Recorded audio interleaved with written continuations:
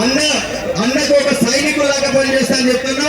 రేపు గెలిచిన తర్వాత కూడా ఈ ప్రాంతంలో ప్రతి సెగ్మెంట్ లో కూడా అందరికి అందుబాటులో ఉండి యువతతోటి, ముఖ్యంగా యువత ఈ ప్రాంతంలో ఉన్న ప్రతి ఒక్క యువతకు నెలకు ఒక రోజు ప్రతి సెగ్మెంట్ లో ఉండి మీ సమస్యలే మా సమస్యలని పరిష్కరించేలాగా పనిచేస్తానని చెప్తున్నా. అందరి నాయకులను కలుపుకొని ఉంటా.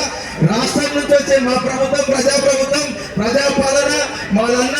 ఎందుకంటే మీరు వస్తుంటే, ఇప్పుడు వస్తుంటే కూడా అన్న అంటే నేనున్నాను పలికే అన్న రేవంత్ అన్న